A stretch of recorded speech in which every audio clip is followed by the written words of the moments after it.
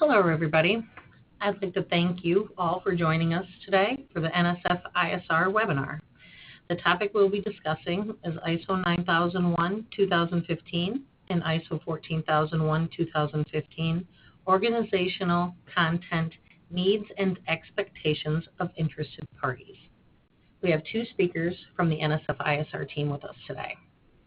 Joy Keniston-Longrie, she's the Environmental Health and Safety Business Unit Manager. Joy is a graduate of the University of Washington, Seattle, where she graduated with honors from the School of Public Health and Safety with a Master's in Public Health, a BS in Environmental Health and Safety, and a BA in Spanish. She is a licensed professional environmental engineer, registered sanitarian, certified in Arctic cold regions, and is bilingual in English and Spanish. Marty Willem is our Quality Management System Business Unit Manager. Martin is the Business Unit Manager for the QMS program here at NSF. He has 18 years in the third-party certification business, covering a wide variety of functions, including auditing, training, public speaking, mentoring, and operational management. Prior to that, Mr. William had 8 years of industrial engineering and quality management experience at organizations serving the aerospace, automotive, and metal fabrication industries. Thank you both for taking the time today to present this helpful information. Just a few notes.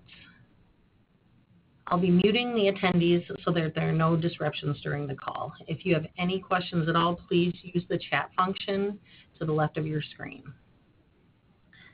If you have any questions for the presenters that you would like to ask at the end during the question and answer session, please also use the code or the chat function to do so.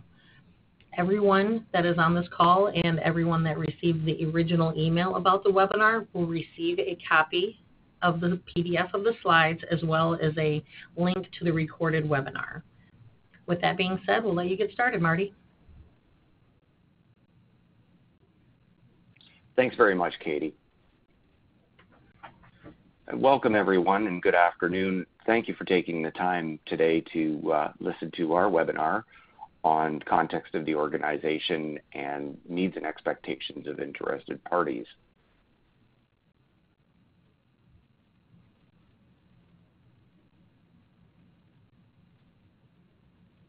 Katie, I'm going to have to ask you to maybe navigate the slides because for some reason Not a problem. it's not going through for me. Apologize for the technical issue here.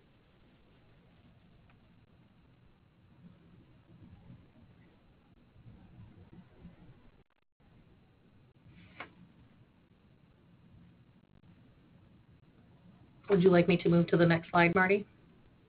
Yes, please. Thank you. Okay, so NSF International, ISR is actually only one division of NSF. NSF International, we are a global independent public and health and safety organization, and our mission and focus has always been protecting and improving human health. When it comes to improving and protecting human health, we consider that there are a variety of industries that we serve in the ISR business unit where we have many different standards that we register organizations to, and a lot of them will lend themselves to this part of our mission. Next slide, please.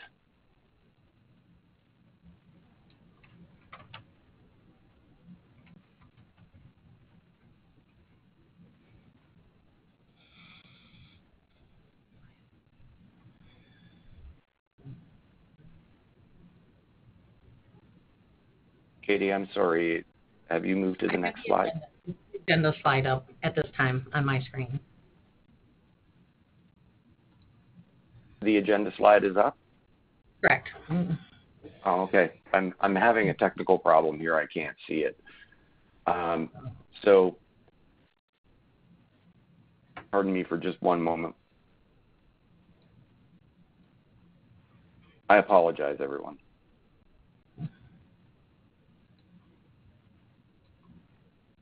So this is Joy, and for the agenda, What we're going to cover is we're going to do introductions, and then we're going to remind everybody regarding the timeline for transition.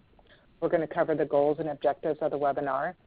We're going to be reviewing the understanding the organizational context, both in terms of the Quality Management System 9001 and the Environmental Management System 14001. And the same thing regarding the understanding the needs and expectations of interested parties. We'll be discussing verbally and showing some examples of how you might want to have documented information to support your organization's approach to understanding organizational context and needs and expectations of your interested parties, and then ask questions. Katie, you want to go to the next slide, and then Marty, you can take over. Yes, thank you, Joy. So in terms of a disclaimer, some of the information that we'll be showing you today are meant to be helpful tools, and certainly the subject matter that we're covering with you is not meant to be considered as training. It's supposed to be an informational webinar and therefore not consulting. We're hopefully going to put out to you some ideas for you to consider and kickstart or be a catalyst to creative thinking when you're developing and getting ready to transition over to the 2015 versions of ISO 9001 or 14001. And certainly to help you think about the new concepts that are in there, being context of the organization and interested parties. So at the end of it, each organization is responsible for ensuring their own conformance, because each organization is unique, and the context of their organization and the interested parties, while some may be similar, there will be a lot of unique or different challenges for each organization. Next, please. So overall, the goal will be to identify the kinds of questions your organization should be asking internally and certainly externally when you're considering what is the context of the organization and how to understand it, and what are the needs and expectations of the interested parties. And those interested parties will be both internal and external to the organization. We'll be aware of some examples of how to document organizational context and interested parties, their needs and expectations. And when we talk about documenting them, one of the items on the agenda is documented information. Now that we're in the electronic age, it's very clear that documented information doesn't need to be simply a book or something on paper, but there are a wide variety of methods to have documented information in your organization. The stipulation, of course, in the standards is that this information is controlled. So this PowerPoint, for example, may be considered documented information going forward if you've got the same sort of situation in your organization where you use it to document some of your organization's policies, vision statements, visions and values and things of that nature. You may consider it documented information as long as it's been approved by an authority that you've defined, and it's controlled information as well. Next slide, please. The transition timeline and some reminders. What we need to do, or need to have your organization do, is to schedule your transition audit. Get that done, please, as soon as possible, because the window, even though there's a year or just over a year left for the transition to be completed overall, and the two versions of the older versions of 9 and 14 will expire, the window is drawing closed in terms of being able to get your date set and make sure that you have the auditor that you want. We recommend a gap analysis by NSF-ISR auditors to look at your system and see what changes you've made, to overall modify your system to make sure that it meets the requirements and intent of the new standards. We have Delta checklist tools for both 9001 and 14001, which are available on the NSF-ISR website. These are helpful tools to stimulate some thought and make sure that you capture what the changes are from the older versions of the standards to the newer ones. NSF-ISR, or certainly the transition process, would require you to perform an internal audit for the changes that you've made to look at your overall systems, to go through and correct any nonconformances that might result from the internal audit, and then to perform a management review to the new standard to make sure that you capture the required inputs and outputs, and certainly to look over the internal audit results that you did. The goal at NSF-ISR is for us to have all of the transition audits or upgrade audits to the new versions of the standards completed by June 15th of next year. The reason for this is there may be corrective action requests that are initiated as part of our third-party audit. This would allow 90 days time for any corrective actions to take place and be verified internally, and certainly for us to approve your corrective actions that you would put into our NSF Online tool for you to close out corrective actions. Certainly there may be exceptions to the June 15th date, but we're pushing to make sure that this can happen so all corrective actions can be completed. Any other transition considerations can be taken care of, and certification decisions can be made and new certificates issued by the time the standards expire on September 15, 2018. Next slide, please.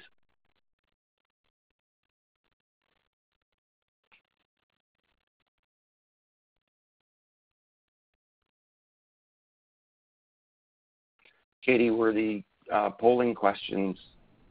Yes.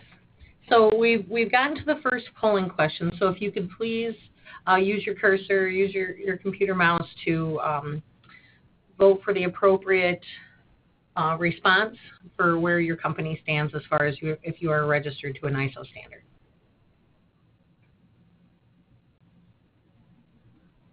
Give it a couple seconds, and then we'll move on to the next one.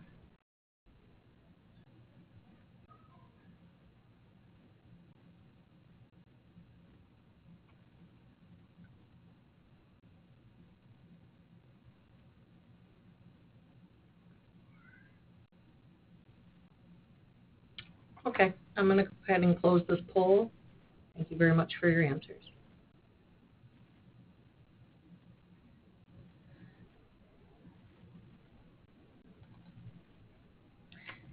One more poll question for the group, so if you could please use the same function and answer this one as well.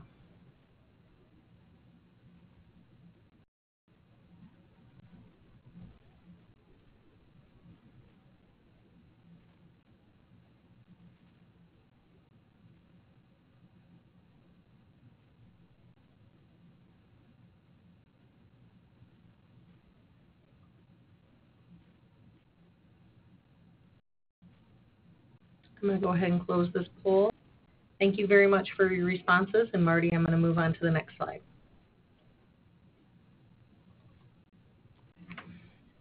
So this is Joy, and kind of from a big picture, with respect to the context of the organization and the needs and expectations of interested parties, oftentimes for me it's helpful to kind of have a graphic representation of how it fits into the bigger picture in the context of the international management systems.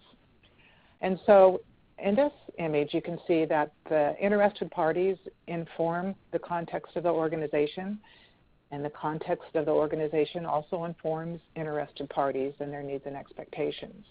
And then both of those then inform and interact with different parts of the international standard. So for the policy, whether it's your environmental policy or your quality management policy, as you move to the new standard, you need to review your policy to verify that, and based on the context of the organization and the needs and expectations of interested parties, either affirm that the current policy is appropriate or make modifications as needed based on information you've gathered with the context of the organization. The same thing goes with scope. And then if you're in environmental management systems 14001, then you need to ensure that the context of the organization and the needs and expectations of interested parties are considered as part of your environmental aspects. Some of the best management practices that I've seen in the field is that as organizations are going through on both risk and opportunities and significant and evaluating environmental aspects, interested parties is part of that. Are there interested parties that have needs and expectations associated with it? So you can incorporate that into that. Same with risks and opportunities. The context of the organization and the needs and expectations of your interested parties could help inform you to identify risks and opportunities associated with that, as well as performance objectives and actual performance, whether it be for quality management or environmental performance. And again, the context of the organization and your interested parties, both internal and external, will dictate or inform how and who you communicate information with. And as you know, in the standards, it goes into pretty specific detail as far as how you organize around that in preparation to be in conformance with the new standard. If you are environmental management system, then the life cycle perspective plays throughout all of this, and the life cycle perspective, or upstream and downstream supply chains, can also help you identify the context of your organization and interested parties. Next slide.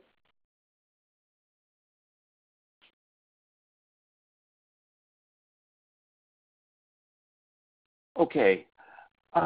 Context of the organization. I thought maybe it was a good idea to look at definition. There are definitions out there that exist when you talk about context in and of itself, and I thought it was helpful to maybe look at a dictionary definition.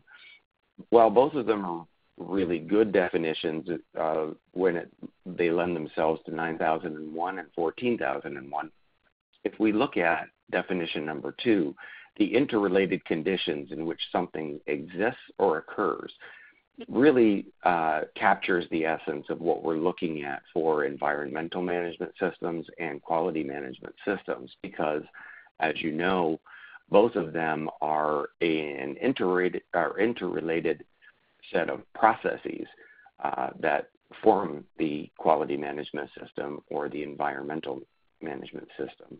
When you include the interested parties and their needs and expectations, it captures more of the interrelated conditions as well that your organization exists in.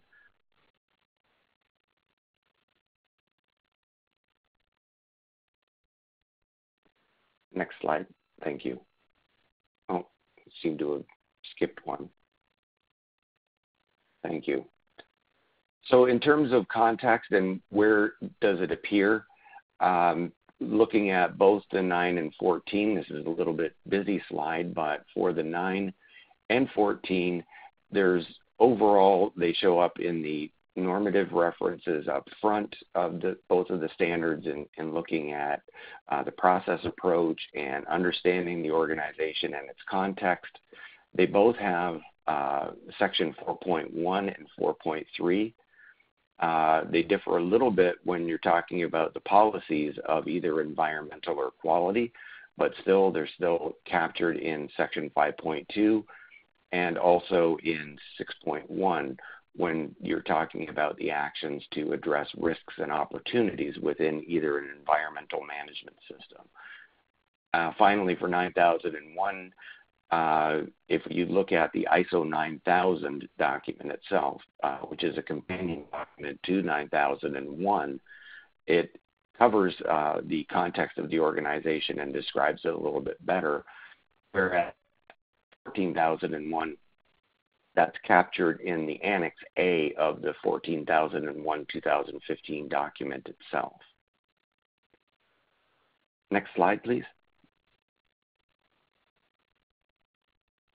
Now we'll delve in a little bit more into the context of the organization, because understanding it and determining what it is a process in and of itself. And most organizations, not all, when considering developing their QMS or EMS, or certainly transitioning to the new versions of the standard, should engage top management for this to ensure that all of their needs and expectations are met in developing what the context is making sure that it comes out that we have top management's approval and endorsement of what it is. So in establishing what the context is, you're going to determine the factors that are going to influence what is the purpose of the organization, its goals, objectives, and long-term sustainability. Now, sustainability means a couple of different things when you consider both EMS and QMS. Where QMS is concerned, sustainability really means the long-term viability of the organization overall. And when we start looking at some of the factors that are going to influence the sustainability, you have to take into consideration legal, technological, competitive aspects. What does the marketplace look like? What is the culture of the organization? Are there any social factors that will influence the sustainability? And certainly the economy is going to have an impact. When you look at the internal factors, you'll also see culture there, but now we're talking about the culture of the organization itself. Many organizations will have a culture unto themselves that they define themselves by, and certainly the values will go along with that. It's based on the internal factors that includes the knowledge base that you've got in your organization, and certainly there are sections within the new versions of the standard that address capturing your organizational knowledge. So the performance of the organization is going to have a long-term effect on how the objectives are set up for the organization and whether or not the organization is going to be sustainable long-term. And Slide, this is please. Joy from the sorry, Marty, I'm going to interrupt for a second. And sustainability in the environmental management system. The environmental management system itself is considered to be the environmental pillar of sustainability. And sustainability in the environmental management system is considered to be the environmental, economic, and social tripod that supports sustainability so that decisions made today don't foreclose opportunities for future generations. And so sustainability is used the same and slightly different between the two standards, but I just wanted to point that out. Thanks, Marty. Thank you, Joy. Next slide, please. So who are the interested parties? A lot of organizations in past iterations of the standard would focus on the interested party simply being the customer, but the new versions of the standard require you to go simply beyond the customer and looking at all of the relevant internal and external interested parties that could have an impact or present a significant risk or a risk to your organization's sustainability overall. And in doing so, you need to document or determine at least what are their needs and expectations and how is your organization going to meet them. So who are they? Are they your customer? Are they your organization's personnel? Are they suppliers to your organization? Are there different industrial associations that your organization works with or relies upon? Government bodies, especially when we're looking at meeting the statutory and regulatory requirements that come out in QMS, but certainly the regulatory requirements that are within EMS. And the community at large may also pose a significant risk to the organization if their needs aren't met. So one of the quotes, I guess, out of the 2015 is that your organizations will attract, capture, and retain the support of relevant interested parties as they rely upon for their success. So it's very important that they're identified and understood within the organization. Next slide, please. So the success of QMS or EMS system depends on properly upfront identifying the context and the interested parties. For example, and I'm representing XYZ company on the phone, but in our very simple example, this organization may intend to produce the world's best widgets ever. But if the context is not determined and the interested parties aren't known then maybe there's going to be some problems where the organization can't communicate with them properly, and especially internally if everybody doesn't understand what the context is, what the company's purpose is, organizational goals and objectives, and how they need to be met. So these may not be considered by key personnel in order to help with the organization's success, may reduce the ability of the organization to meet the needs and expectations on both the quality and environmental fronts. There may be unintended outputs. For example, for quality, you may have poor quality going out the door or rejects. For environmental, there may be spills or emissions that aren't intended and may have a long-term effect on the sustainability of the organization. So we could have impacts on product quality and environmental performance, and it certainly will affect the overall sustainability of the organization if these aren't understood, and in this case, if we've already had escapes from the system, that they aren't recognized and necessary corrective actions taken. Next slide, please. So the context of the organization can be expressed in terms of what the organization's overall quality policy is or environmental policy. There may also be supporting documents that are communicated internally and externally, like vision, mission, and values statements.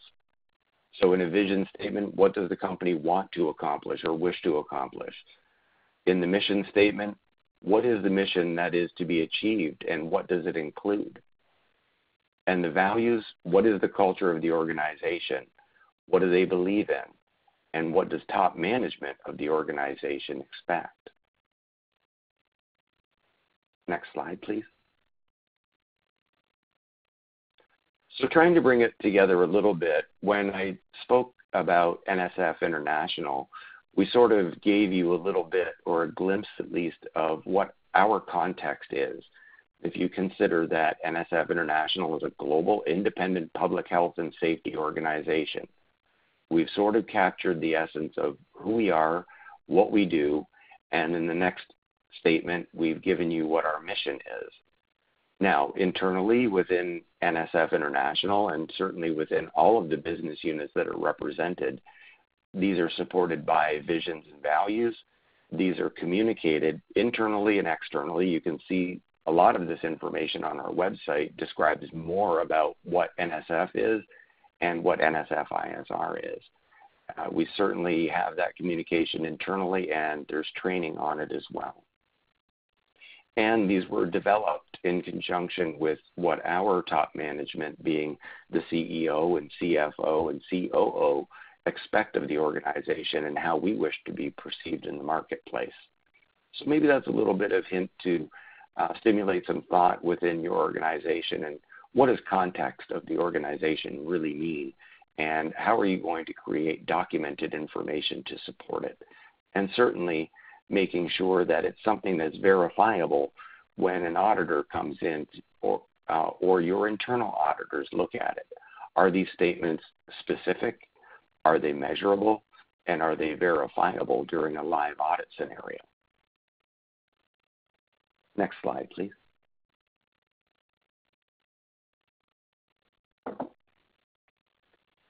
So, in determining who our interested parties are, here's a list of examples of internal and external.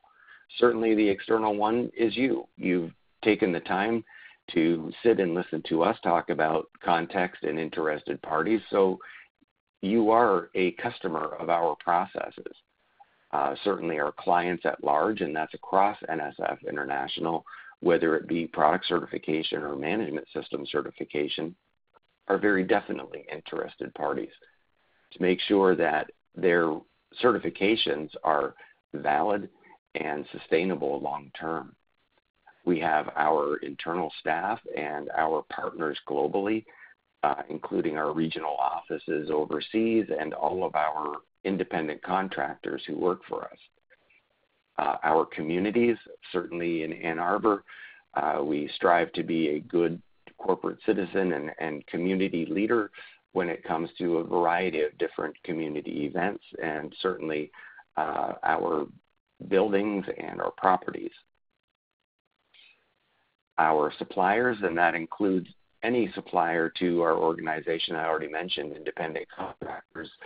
They're very definitely a big part of our supply base in making sure that they understand the criticality of what they do in terms of contributing to our success.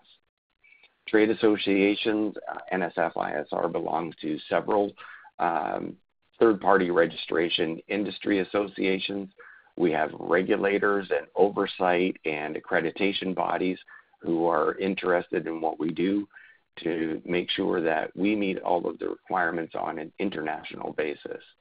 We have the end user of the NSF International standards because NSF International develops and publishes standards for use globally. Those are our consumers. And there's many more, but those are just some examples. And again, some examples to give you to really think about who is interested in what your organization does and how do they contribute or benefit from the success of your organization. Next slide, please.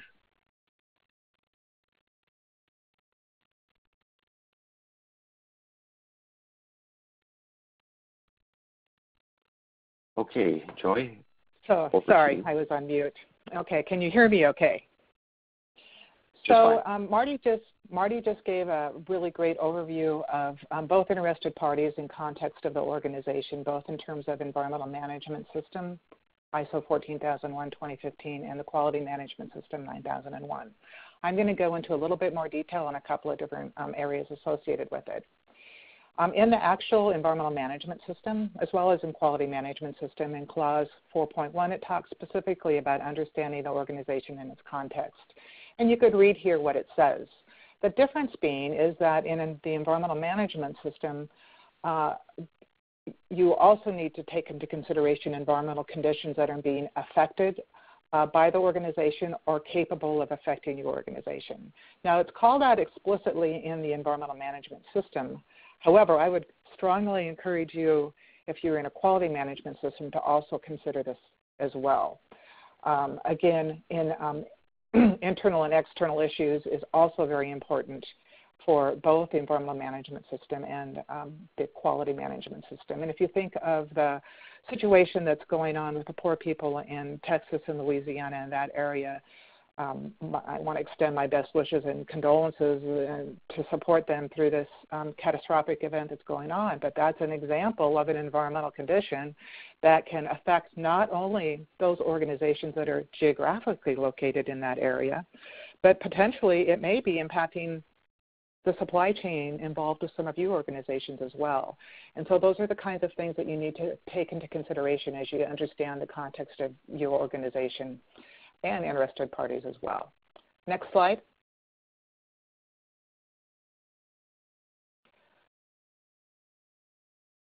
The environmental management system and ISO 14009 and the quality management system, in particular the environmental management system, kind of has 4 different buckets you need to consider as you think about the context of your organization. The external issues, which can be environmental or cultural or political. Internal issues Marty's talked about as far as what it is that your organization does, what strategic direction you're going in, what are the capabilities and the culture of your workforce. Additionally, your organization should also needs to consider for the environmental management system in the context of your organization, what environmental conditions can your organization affect? So if you look along your supply chain or the life cycle, what raw materials are consumed by or inputs into your organization for your process services or activities? Does your organization emit air emissions or consume water or potentially impact water quality with discharge, et cetera? Those are the kinds of things that you need to think about. How might your organization impact the environment? And then conversely, what type of environmental conditions might be capable of affecting your organization? You know, you gave the example of what's happening currently in the Southwest and the Texas area with the flood. But California has recently experienced droughts, and I know here I'm in the Seattle area right now, and wildfires and forest fires are a big deal. And so those are the kinds of things that your organization needs to think about. In particular, if you're thinking about strategic direction, if you're going to be expanding, and let's say your organization is very dependent upon either energy or water, you need to be sure that the environmental conditions of where you're located at, where your energy source comes from or where your water source comes from, that quantity and quality of water that you need is going to be there not only the near term, in the long term as you think about your strategic direction to be sure you don't have any potential risks or opportunities associated with it. So these are the 4 buckets I'm going to talk a little bit more about with an example. Next slide.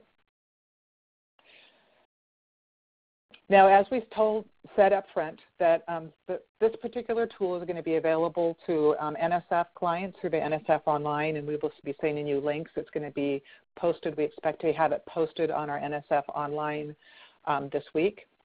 But this is a tool that is meant, again, to stimulate, to help you think about and possibly serve as one mechanism of documented evidence or documented information. It's a simple spreadsheet, like Excel spreadsheet. You guys can utilize it or you don't have to utilize it. I know many organizations have kind of created their own process for documenting and analyzing the context of your organization. The general issues in that first little bucket there, that has to do with what we just talked about, the internal and external issues, and then the environmental conditions that your organization impacts or could impact your organization. The sub-issue would be, let's say we were talking about environmental impacts your organization might have on the environment. The sub-issue might be a grouping of questions associated with water or waste or air.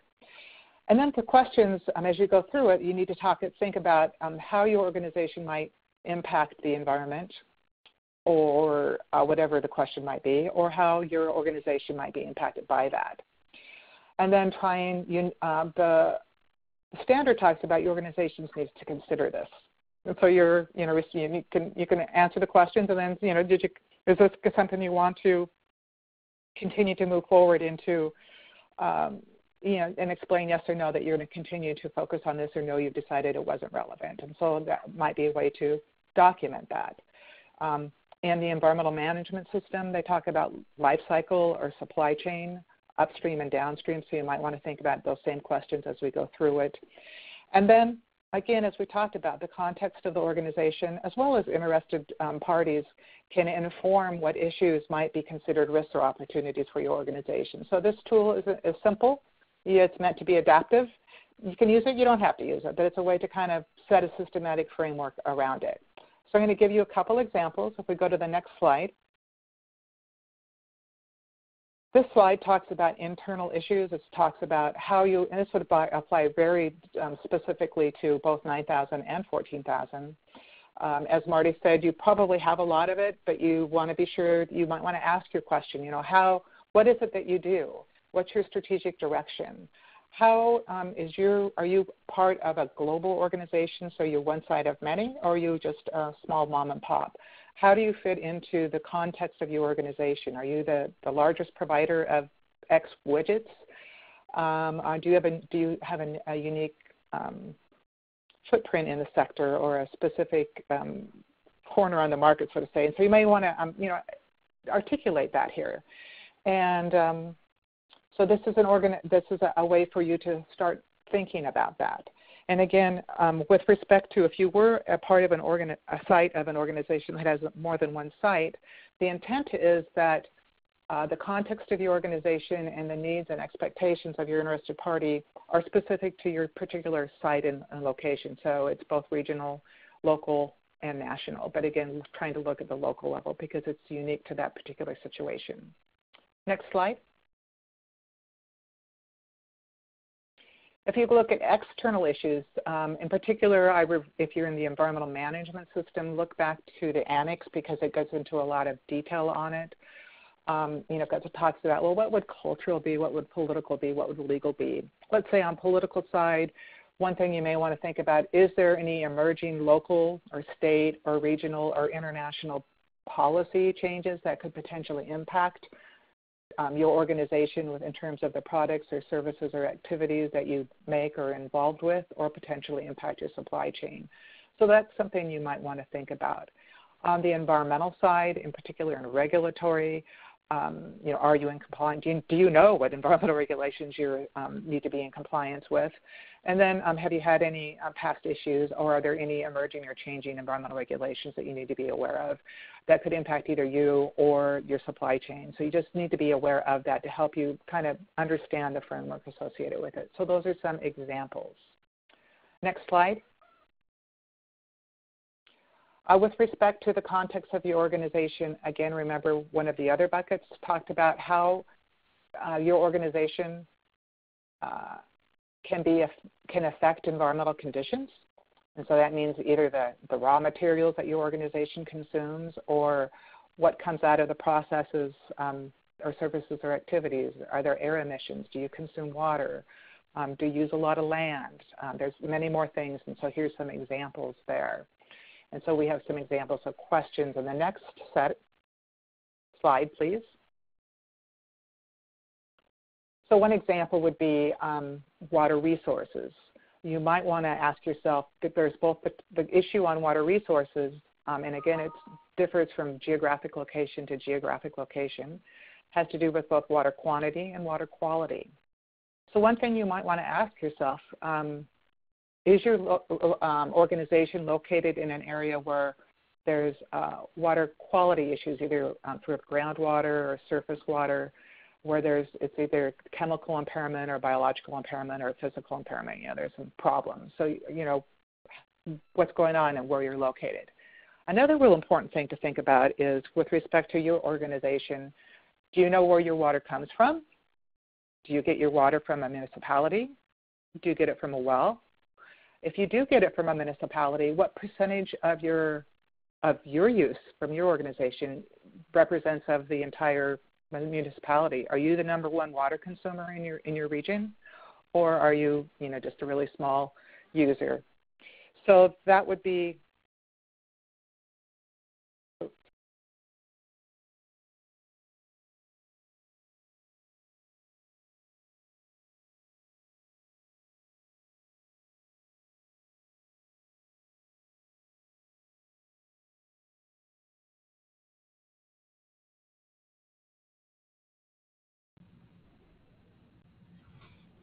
Marty, are you available? I think we lost Joy. Yeah, I'm available. Unfortunately, I'm not as well versed in environmental as Joy, but if we can maybe go to the next slide.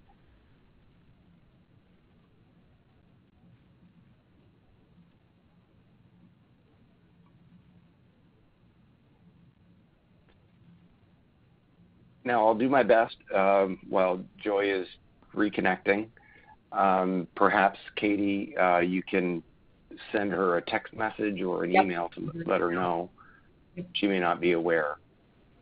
Joy already mentioned that there may be a difference when you consider where your organization is located, whether it be a place that is either wet conditions or dry conditions. So which ones of those will affect your organization in terms of, she mentioned already, droughts and floods, but certainly heat and the availability of natural resources and different events that the environment will create that may affect how your organization operates. And I think the next slide, if you could change to that, illustrates that a little bit more.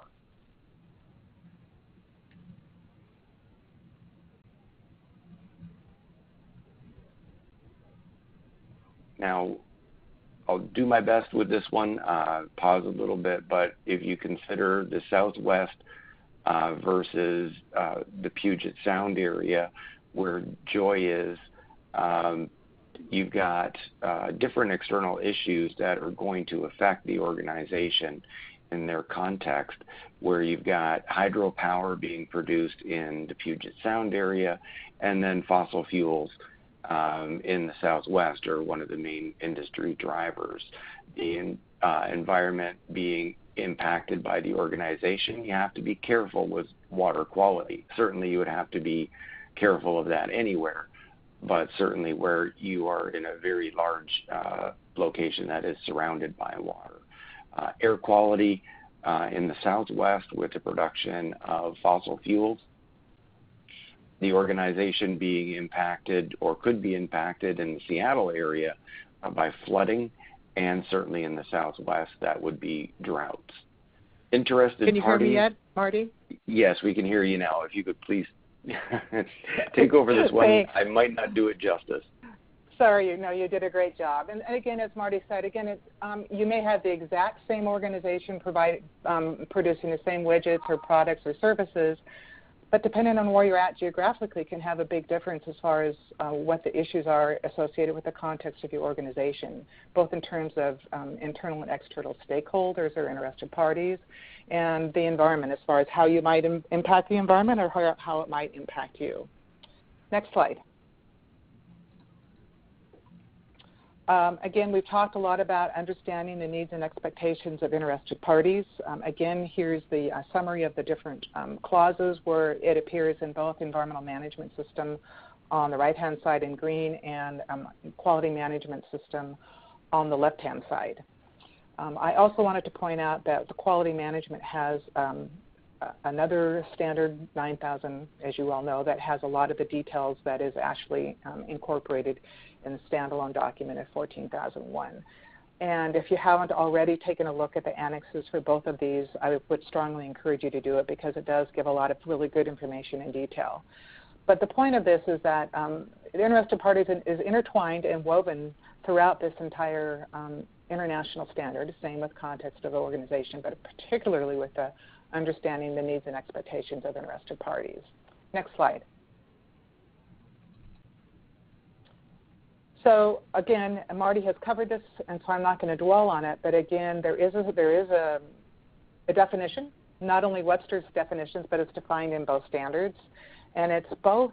It's a person or an organization that can be affected by or affect or be perceived. It can perceive itself to be affected by a decision or activity of the organization. So it is very broad.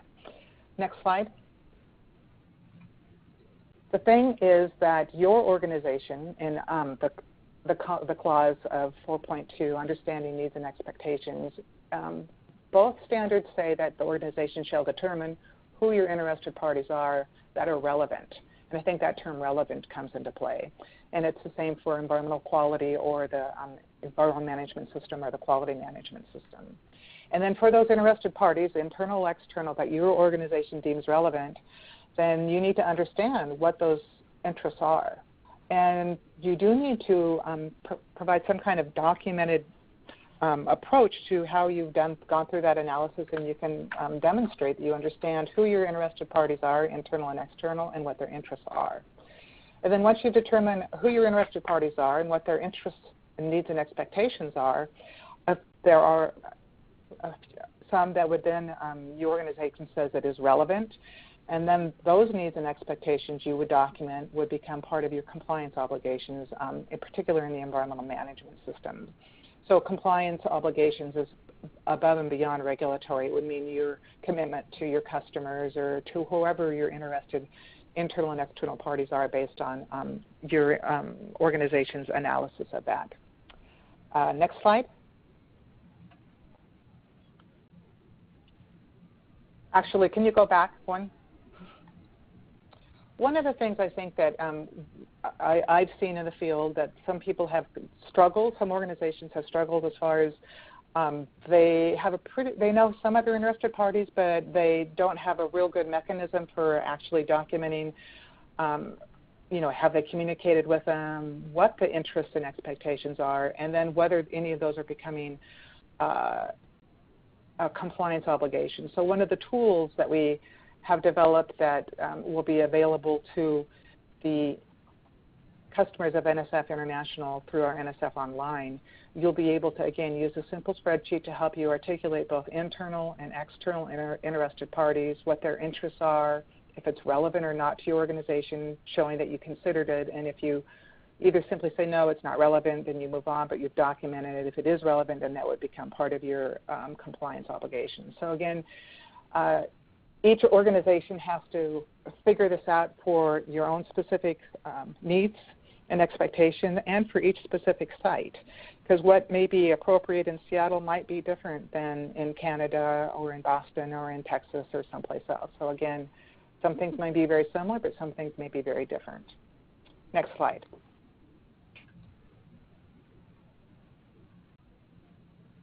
This is you, Marty. Okay. The only one difference here is with 8.3.2 under design and development planning, the interested parties shows up again. So when we're talking about the stages and the controls for design and development, is one of the considerations that the organization has to have is the level of control expected for the design and development process by the customers and other relevant interested parties. So, what do the interested parties expect the controls to be on the design and development process? Being thoroughly vetted in terms of what goes into the design.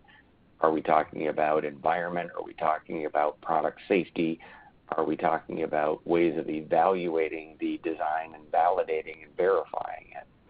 So we need to determine what those are, and we need to look at that, and that would be done through the design records of the organization.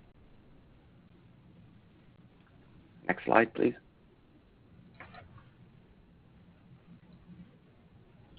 So here we have another poll question, so if you guys could go ahead and answer them as it applies to you. The next couple slides are poll questions, so I'm just going to go through them pretty quickly. So we have some time to follow up at the end.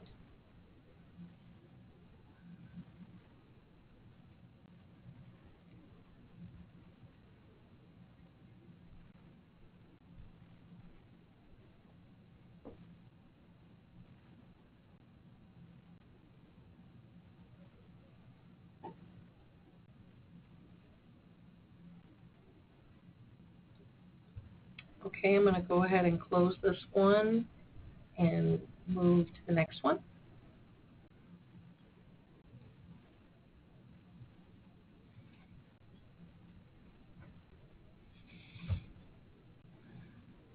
And we want to thank you guys for participating in these poll questions. It's greatly appreciated.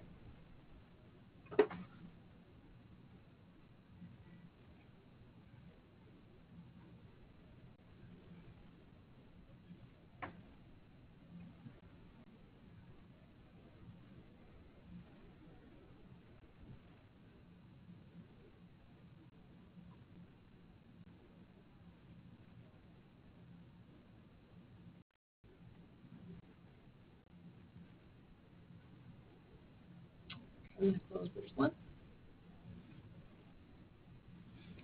Two more.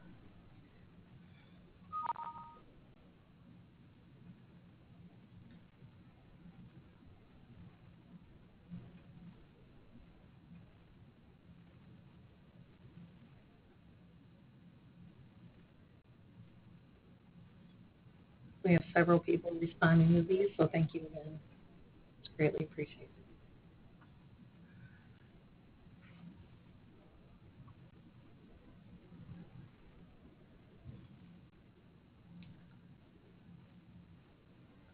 Okay.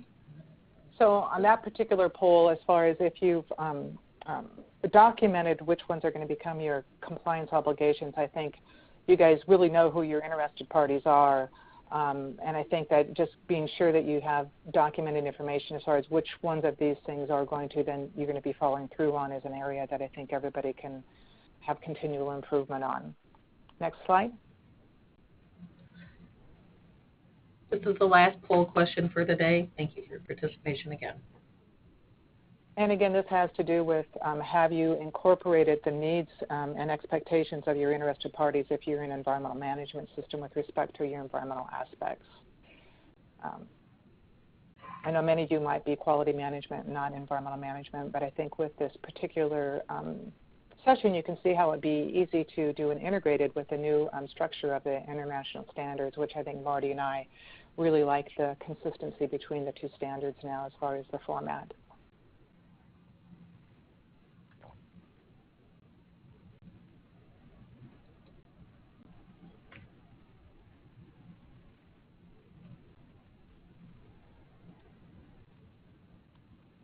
So Marty, do you want to take this one? Yes. Okay, so hopefully we met our goals and objectives, that we gave you our introduction, who we are, what NSF does, and the context of the organization, the definition of that, what your organization should consider in determining what the context of your organization is, and certainly the engagement of top management in this process. We've also talked about the needs and expectations of interested parties, certainly, and identifying who the internal and external interested parties are. Looking at then also how you can incorporate the output from that thought process and that determination into your quality management system or environmental management system. So also, I'd just like to mention, as far as the documented information aspect of it, once again, there's really no simple way to define what that might be, because the world is always changing. There are different ways of documenting information, and certainly within both 14,001 and 9,001, there are very few or many, far less requirements in terms of what we used to call documented procedures. So that's been replaced with documented information. Certainly in some areas where the standard is asking you to determine what something is, doesn't necessarily mean it needs to be in the form of documented information, but perhaps it should be if it needs to be communicated.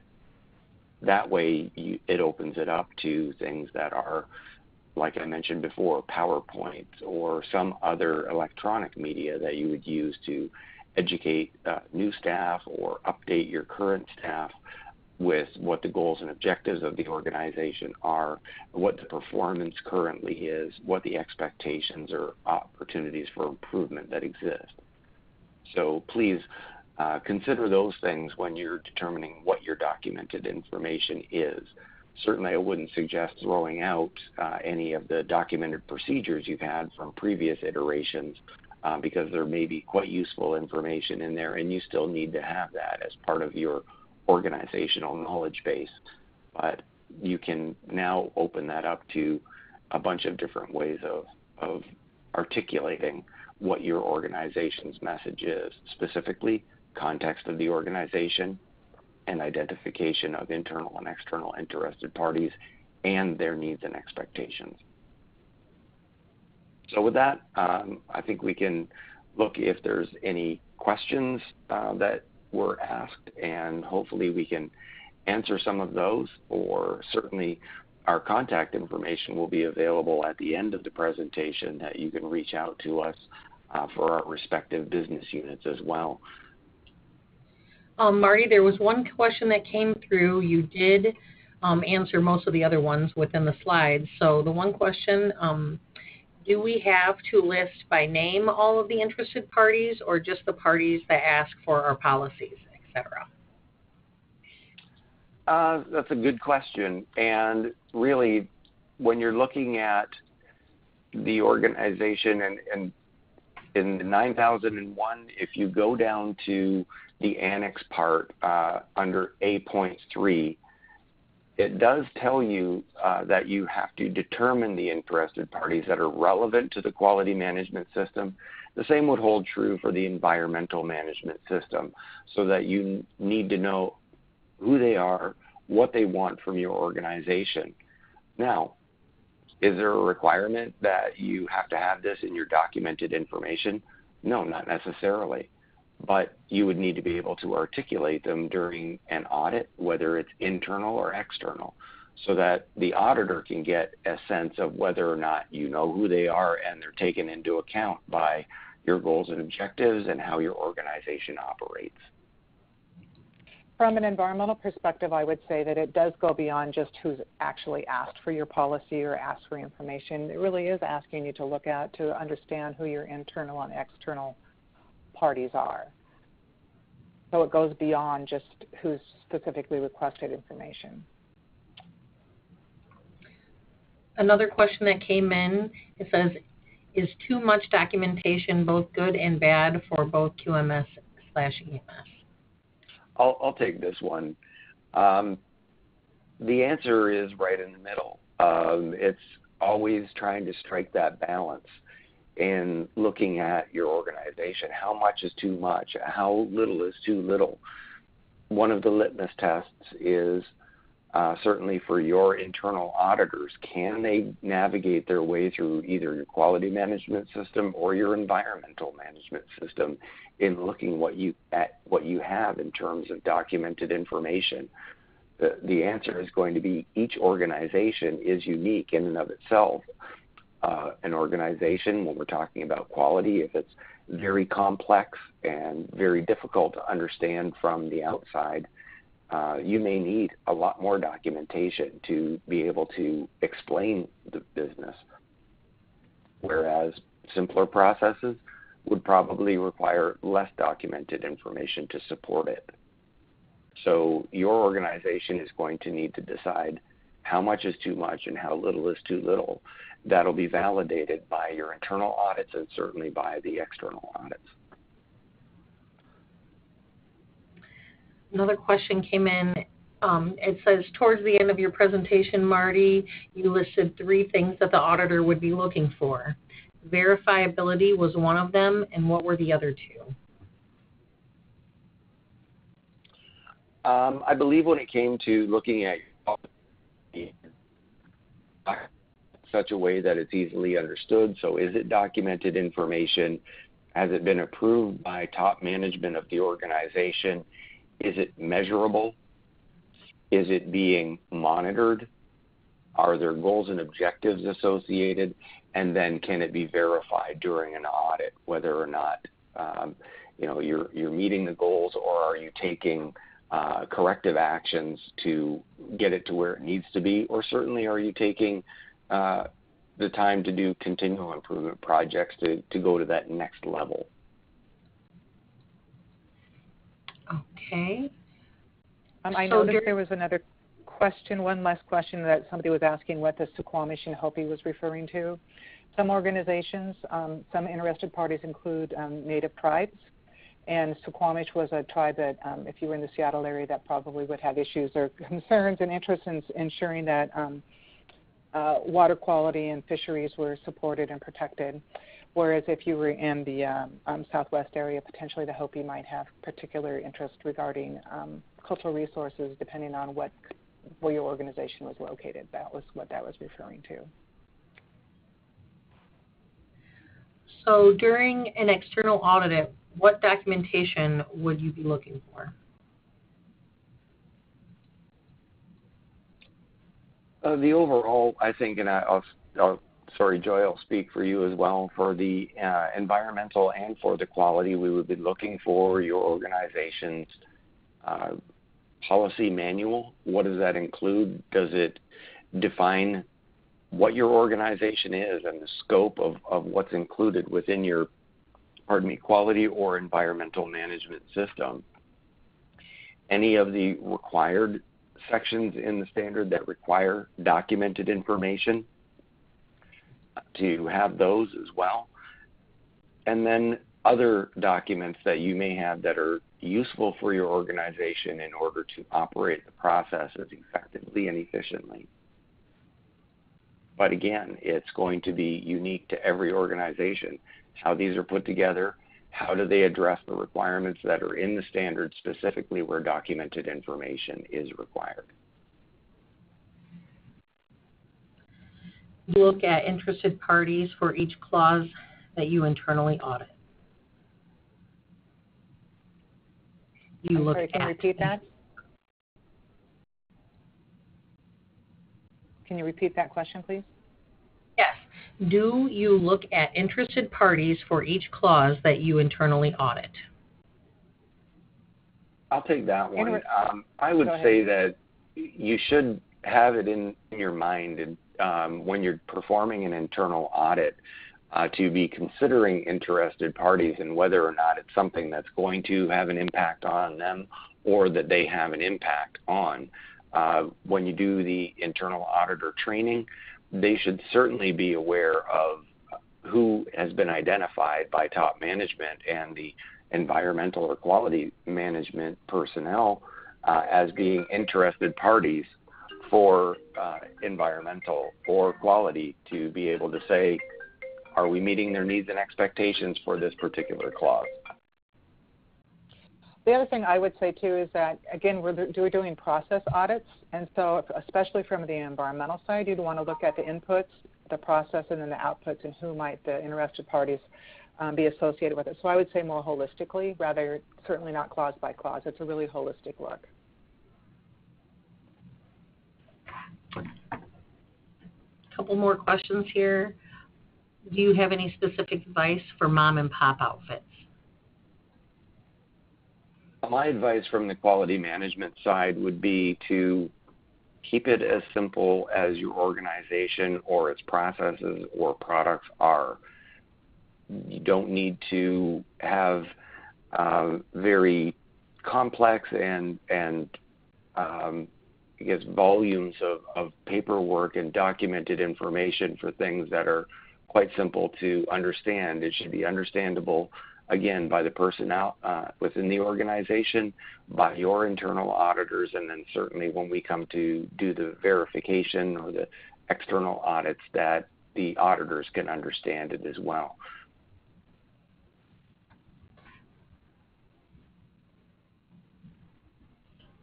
Can interested parties be taken into account just in general as we would articulate our policy, or do you feel that there would need to be an interested party review sort of at each point of the standard? I'm sorry, I wrote that first. Does that make sense? I'm trying to make sure that I understand that. And I would say being done big picture, or with some of them you may need to get very specific in terms of statutory requirements that would come from, let's say, the local, municipal, state, federal government. If there are statutory and regulatory requirements, they do have a very big to do it. And again, from the environmental side, let's see, am I on mute? Am I on mute? No. So from the environmental side, again, I would look at process both in terms of what goes into your system, how you, if there's a manufacturing or the service side activity, are there any environmental opportunities or impacts associated with that, and then with the outputs, both in terms of maybe air emissions or water emissions, and then from the environmental perspective, it also, we're getting in a little into the life cycle perspective, but it talks about from the raw materials through the manufacturing process, through the use of the product, and the final disposal. And so you need to think of it holistically as a process and a system for what it is your organization does, rather than the clause by clause. Again, look at your inputs and your outputs and the potential environmental aspects associated with it, and then who might the interested parties be in context of your organization. Katie, just if you don't mind, I'm just going to address a couple of the things that I'm seeing here in the questions list as well. Absolutely. Number one, do all objectives have to be measurable? I would say that the objectives themselves may not need to be measurable, as long as we can see a cascade of how does that work when you set an objective for the organization. Does that then find its way into a corresponding measurement that you have within the organization that would support that objective? So the answer is yes and no, maybe not specifically for the objectives that you list, but is there a way for us to get to how do you know whether or not you're meeting those objectives? I see a question as far as isn't that taking this a little too far, and how can an organization comply to all of this? Please remember, when you're considering context of the organization and interested parties, these are things that are done up front in planning out the quality management system or environmental management system. It needs to be done maybe once overall in terms of going through and saying, okay, what's our purpose? What do we want to do? What do we want to accomplish as an organization? And then looking at how you're going to do that and identifying the interested parties. Beyond that, it would be set up, your quality management system developed with that as the underpinning, and then moving forward at regular intervals, let's say management review, considering them again to see if anything has changed or if you need to go back and change some of them, revise them. Some have fallen off. Some will maybe have or added new ones. In addition, if your organization has any changes, if you bring on a new product or drop a new product or add a new site, that would also be a time that you would want to review and refresh.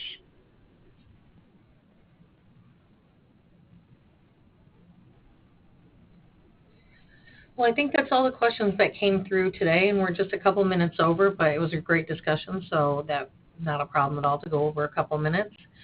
Again, just to follow up, we will be sending out the slides and the recorded version of the webinar.